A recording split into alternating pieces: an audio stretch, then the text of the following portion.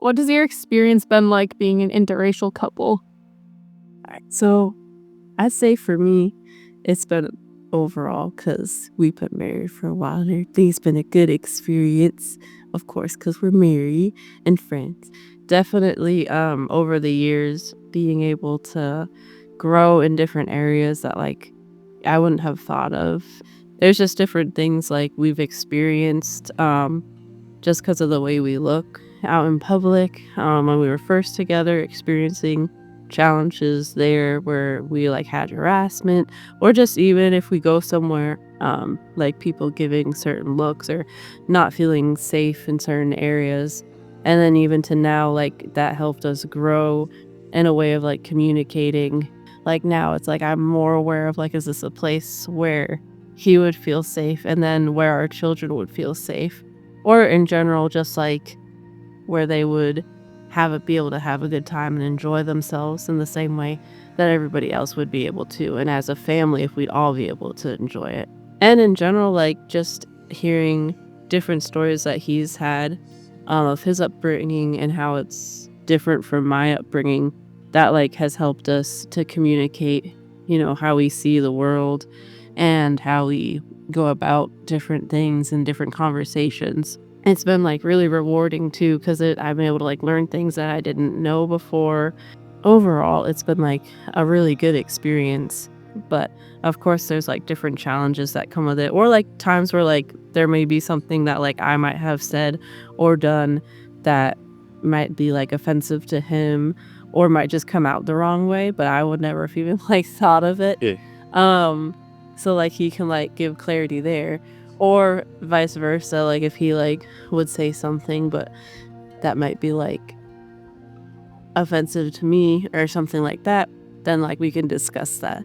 But overall, I definitely think we've been able to, grow and learn from each other, um, and, like, been able to help each other, like, see each other's different viewpoints and how we, like, see things. Man, for like me, honestly, like coming together with you, it honestly, it's really exposed the racism I've had in my own heart. Like, it's exposed the ignorance and the hate that I've had conditioned and buried in there. I mean, when you grow up, you watch things, you pick things up, and then you just continue it on. Like, and becoming married, like, going from friends to dating to married for when it's like serious and you're really reconciling two different lives. Your single life becomes merged to someone else's life, and you try and make sure everything converges well, but sometimes it doesn't. Some places have tension and frustration, whether it's politics, religion, or lifestyle or whatever. And just come together, it really exposed my own personal struggles that I had. I mean, every black person, they're born into a national trauma. They're born and immediately they're faced with, okay, your history is you were robbed from another continent and you were forced to labor for this land. And because of King Cotton and tobacco, like, legitimately you built this country, but you're not reimbursed for it. You're slandered for it. And so that's what you wake up to the first day you come to earth. And then growing up, what you're dealing with is, are you going to act like the people who hate the people on the other side? Or are you going to be like the minority of people who are like, nah, they're not the enemy. The devil is the enemy. And we fight the devil and we love other people, whether they're kind to us or not. And so becoming married, it exposed all the ugliness that was inside me, all the hate, especially having a child. Like, having an interracial child that's not half and half, it is not 50-50. And other people may, raise their children that way, but that's not our experience. That's not what's like for us. I have a white son. I have a black son. I have a white daughter. I have a black daughter. They're both equally, because I'm going to raise them both in my culture fully. And she's going to raise them fully in her culture. And so you have to reconcile the fact that I brought a white man into the world. Does that bring you peace or frustration? And there were times when it brought me frustration. There were times when I was like, this is a beautiful thing. But it really exposed what was in my own heart. I had to bring that to the Lord because it wasn't easy. I mean, you look at the situation, and literally, if we're talking history and we're talking geography, it's enemy versus enemy. And though we're post that time, you still working through the remnants of that. But not only that, man, it's so beautiful. It's so beautiful because you think someone's living their life just like you, but they're not. So you get to learn about a whole other culture, a whole other world, a whole other worldview, and it's really enriching. It's really beautiful. And then when it comes down to sometimes when you got to fight for the other person, like it brings out a tenacity and a loyalty that you didn't know you had inside of yourself. So that's what I found with her. I mean, I remember when I was expelled from school, homeless, and my fiance was in a whole other state with no hope of coming back. But I had a fight inside of it that I was like, I don't care. That's my girl. I'm gonna get her. And fighting for her, regardless of the cultural lines, regardless of the situation. And it was really beautiful to look back at that and be like, wow, like God really put that in my heart. That being said, my experience in an interracial couple really has been beautiful and enriching, and it has been humbling as well. I've been when you disseminate information to someone else, you're also teaching yourself. So when I'm showing my wife my own culture, I'm also learning about my own culture, our faults and the glorious things that God has really wrought in us. Um, and that being said, it's been a really, really beautiful experience. Like from the little things of like I had no idea how to take care of my hair. So she was like looking up all this stuff of how to take care of, 4C tight hair and like different hairstyles and different things to put in it, to the larger things of like me fighting for her when like people are being, racist, or we might be in a dangerous situation. Not danger like, oh, we're uncomfortable, but danger. Or her fighting for me, for my culture. I mean, it's really brought out the fight in me, man. It really has. And I'm happy that it has, and it only grows more and more. Fighting for my lady, fighting for my son, fighting for my daughter. And I can only imagine it'll be more. But it's been a beautiful and good experience. God's good. Are there any highs and lows that you'd like to share? Um, well, I'd say a low. A low is being humbled by God and Him being like, you're so angry at these folks for their hate and how they carry themselves, but you have that inside of your heart. It is literally like the Cain Abel situation. Like Cain had murder in his heart and it was hateful. And it's when you find that own stuff in your own heart, even if the people are being like horrible, even if the people are putting you in danger, whatever it may look like, having that in your heart, but remembering that Christ said, like, I mean, Jesus Christ gathered disciples, He gathered a zealot. I'm sure He had murder in His heart. He gathered Peter. That dude was a fighter. James and John, sons of thunder. They asked for lightning to come down in the whole village of Samaria because they couldn't find a room. Like, He had fighters there. And seeing that Jesus Christ told them, hey, when you go into a village and they reject you, don't even bring a sword. Don't even bring a weapon. Just keep on rolling. Like, that must have been such a humbling and hard thing to ask, but He says the same thing to us. Like, don't keep that hate in your heart. Don't react. Keep on moving, man. Like, move on.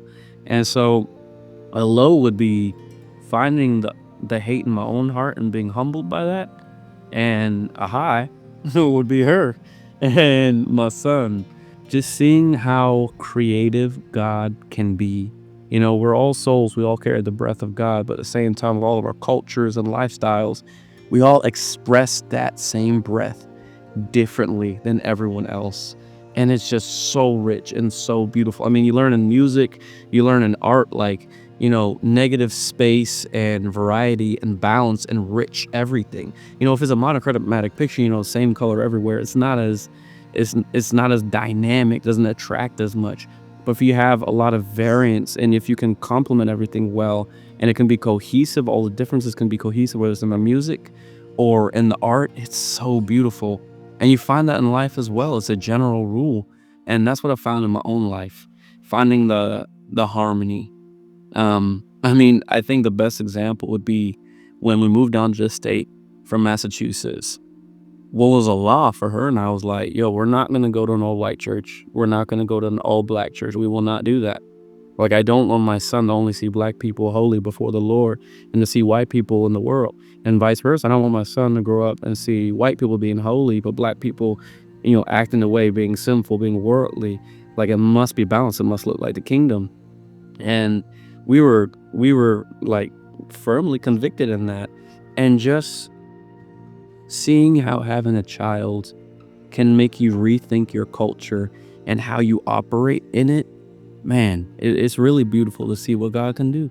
I mean, my child brought both of our families together in peace and harmony in a way I don't think it would have happened before. I don't think it would have happened without him. That tension was beautiful. It really was. So I'd say a low would be being humbled and finding the thing I'm afraid of and mad about in myself.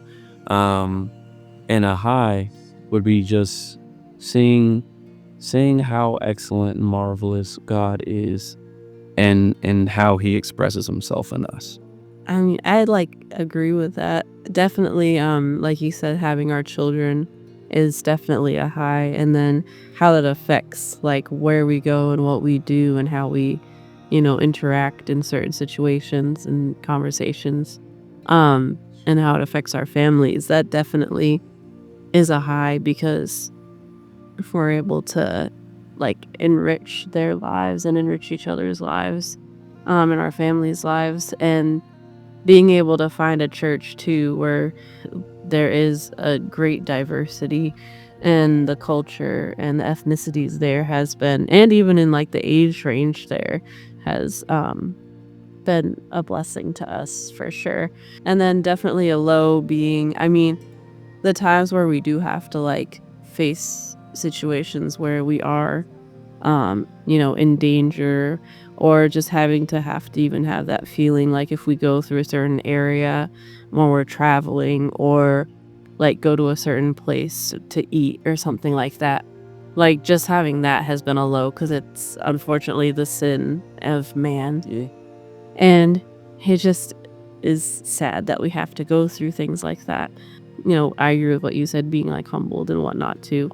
But I mean, out of that like comes like the growth of like learning like each other's perspectives and about each other's backgrounds, and then out of that comes us being closer and being able to really understand and grow in our love more, and honestly understand like God's love and understanding of us even more through that. Yeah. So yeah, and even like another high would be from having our children, would be we get to see like how God loves us, and like how we like love our children. We see the love of God, and how he sees us as his children. So yeah. And the best part was I wasn't even looking for a white woman. I wasn't even necessarily looking for a woman in general. Like, I mean, obviously I'm a man, I like girls. But like when I was at the college campus, I wasn't like looking at her and I was like, okay, I'm gonna make a whole plan. Like, Right. God brought us together. Like, she wasn't seeking out a black guy and I wasn't seeking out a white girl. That Lord brought us together, and we had no idea the impact that we'd have on each other, man. Like, she's blessed me in the pains of my culture and in the comfort that I've needed so much. I mean, the growth that we've had. I mean, politically, I've been all over the place in different phases of my life, under different presidents and under different platforms. But like, just having the mainstay of my white wife blessing me with the words of God and the comfort of the Holy Spirit. I mean, goodness gracious. It's nothing like what I thought it would be. It wasn't a part of the plan. We weren't seeking a specific culture. God just, Yep. he knew what we needed. And what our culture was and who we were was what we both needed. Yeah. So yeah, that's our experience. Happy Black History Month.